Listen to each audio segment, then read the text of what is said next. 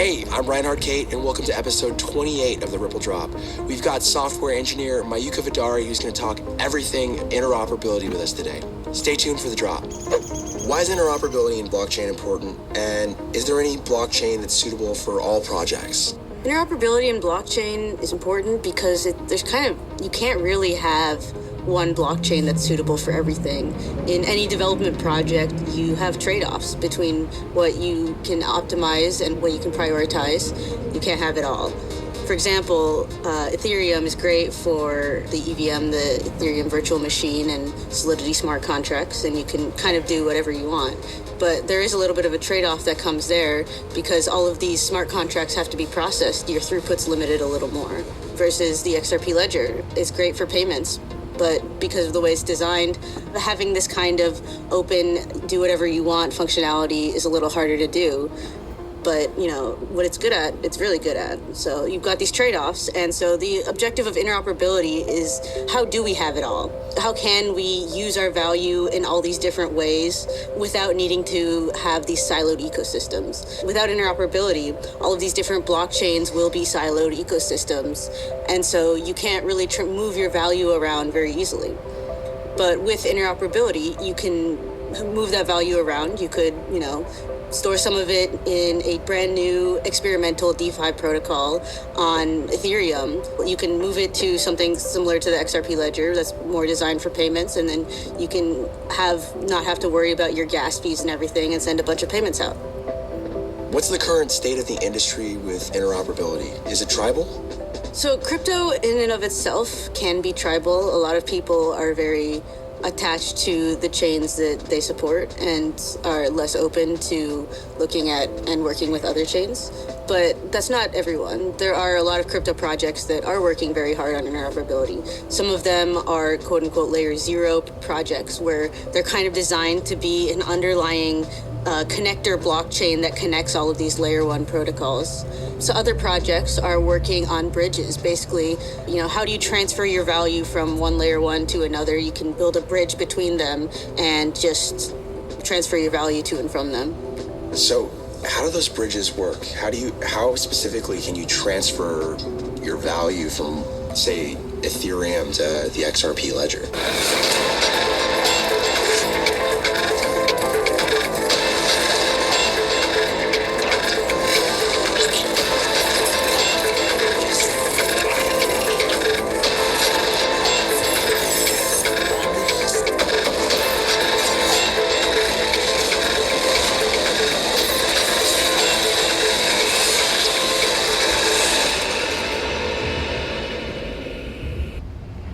Good morning, XRP Future Millionaire. It's 8:01 p.m. Eastern Standard Time. I just want to remind everybody, if you want to join me over on Bitget so that you can leverage trade to short the market,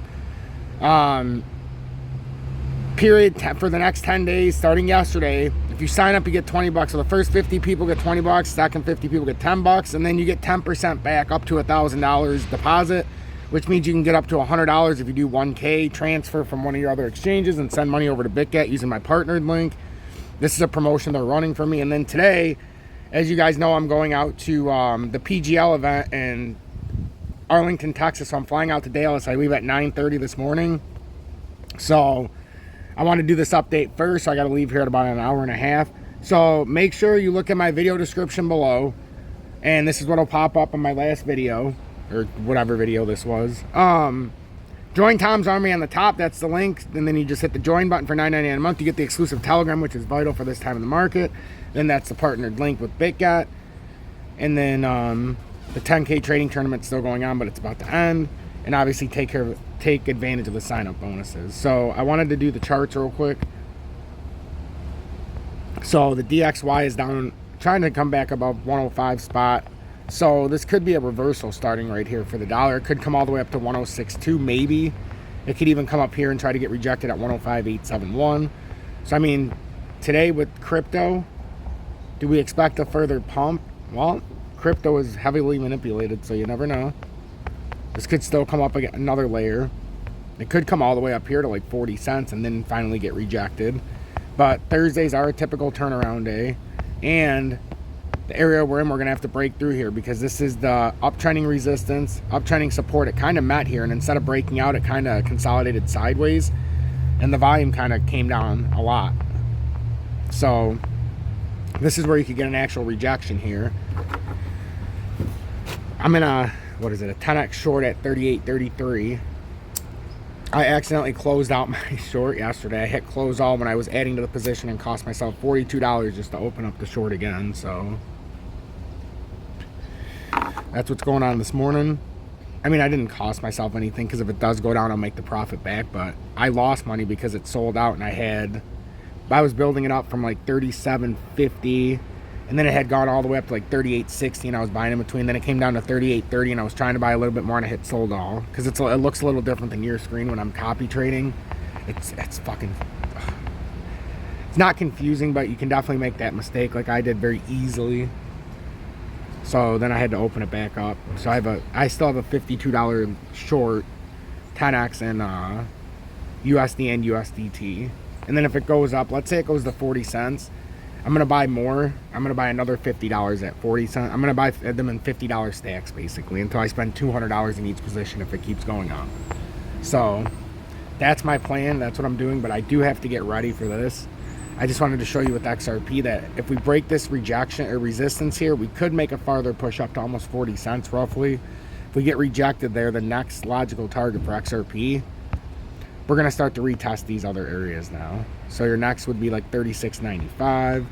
And if you bring this across, these are how you break these sections. But first you'd have to break the 200-day at 37.46. So it could be a retracement Thursday. I'm going blind though, because I have to fly for like almost 3 hours, so I won't be able to look at anything. Well, I will be able to in the air, but we'll see. So Bitcoin, 24,631. We broke that uptrend again. That's the thing that we were paying attention to before. We talked about that uptrend we hit multiple times, and now that's your uptrend, and that's your uptrending resistance right now. That's the support line that if we hit, we can continue moving up. If we pass that resistance line, 26,785 is not off the table, and I believe that's what we would have to go to, somewhere up there, for XRP to hit that 40 cent range. Other than that, XRP's gonna have a hard time getting to 40 cents. Unless Bitcoin does somehow pull. There's also the 25.5 resistance, or 25.3. Actually, we should put this down too, because that actually looks really good. Let's bring it out from here.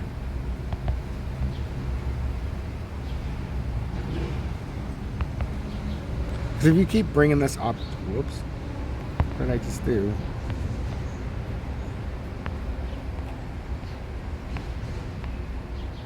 If you keep bringing this uptrend, it does kind of suggest that it could meet up here. I would be all for it to come up here. I could add into my short position pretty nicely if it went up to there. And my liquidation on XRP isn't until like 44 cents. So I got plenty of time to let this market play out. So make sure to hit that motherfucking like button. I gotta go take a shower and get ready. I want you guys to finish watching what I started this video with. I cut it off like at the best part. So if you're still here, embrace this video, because this is very important with interoperability and why Ripple XO, Ripple, RippleNet, and XRP as its native token is so important for a long-term hold. When you're buying it and it's coming down, so now we have to do it in sections. We bought it at 29.8, and now we buy when it gets sub 20 cents. So that's my next step. XRP Future Millionaire. I'll talk to you guys when I get to Texas. Oh yeah, remember, watch, recycle, repeat. Watch my content, recycle it by sharing it on YouTube or on your other social media. Share it to your friends, family, so that they can see this, and then repeat. Come back and watch my next video when I put it out. Hashtag be better, do better. Hashtag fight assassins. And remember, help one person each and every day. Because if I don't do my part and you don't do your part, what the hell is the point? The XRP ledger.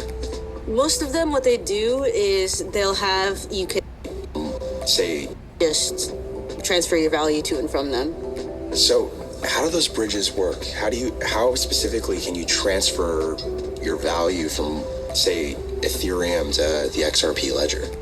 Most of them, what they do is they'll have, you can lock your value on one side, and then they will mint some sort of wrapped token on the other side. So for example, if you're trying to transfer your Ethereum to the XRP ledger, what you might do is you would lock it in a smart contract on Ethereum, and then you'll have some way of proving on the XRP ledger that you've locked that money there, or you'll have some centralized party that does the moving of the funds for you. And then on the XRP ledger, you can claim the funds that you locked. So how do blockchains currently bridge with one another? And is there any friction with existing methods? The friction that exists, a lot of it is, you still have to deal with these high gas fees. The bridges that are less centralized and a little more trust minimized, sometimes they have to do a lot of computation in order to prove that you actually did lock those funds. It can cost a lot of gas in order to actually interact with those smart contracts. There's also, a lot of opportunities for hacking these bridges. Let's talk about the XRP ledger. So how does it specifically bridge with other blockchains, and is that way unique? So there are some bridges. For example, Allbridge recently added XRPL support, so you can move funds between the XRP ledger and I believe the Binance Smart Chain. We at Ripple are also working on a production release of sidechains, and what sidechains are is you have the main network, the main blockchain, and sidechains are kind of a parallel network that the idea is they derive their value from the main chain. And so they're kind of like a layer 1.5 type of thing, like not quite a layer 1, but also not quite a layer 2, because it does have its own validators and validation. So it's not depending on the main network to actually validate its transactions. And so what Ripple's doing is we're working on adding support for sidechains to the XRP ledger, and that will allow people to essentially add custom functionality to the XRP ledger via sidechains. They can write their own sidechains that have whatever special features that they need or want, and basically have their own blockchain to play around with. And they don't need to worry about needing to somehow make a bridge, because that's already built into what we're doing. And we're also working on EVM-based sidechains, Ethereum Virtual Machine. And so that will allow people to basically use Solidity smart contracts, but still within the XRP ledger ecosystem. So you can, for example, you have all your XRP, you could transfer it over to this EVM sidechain, interact with whatever smart contracts you want, and leave it there for whatever period of time you want, or move it back and continue to interact with the DEX or something like that. And then last but not least, what interoperability and unifying protocol use cases get you personally most excited? At the moment, I'm pretty excited about bridges. I think that there's a lot of interesting things going on there, and I did a little bit of research of bridges in the crypto world a few weeks ago, and I was really interested by the fact that you have all of these different types of bridges. Some of them you have an external node that essentially signs an attestation saying that you lock the funds on the source chain in order to be able to unlock it on the other chain. And some just forward the block headers between the two chains and let the smart contracts that are on either side of the bridge kind of do the proof themselves based on these headers. But all of these have some sort of external node that is doing the heavy lifting of proving the fact that you actually did lock the funds on the source chain when you're making a cross-chain transfer. So I'm really curious as to whether it's possible to have a truly trustless bridge, or a bridge where you're really only trusting the blockchain itself and you don't have to trust any external nodes. Make no mistake about it, XRP Ripple, it's a sleeping giant.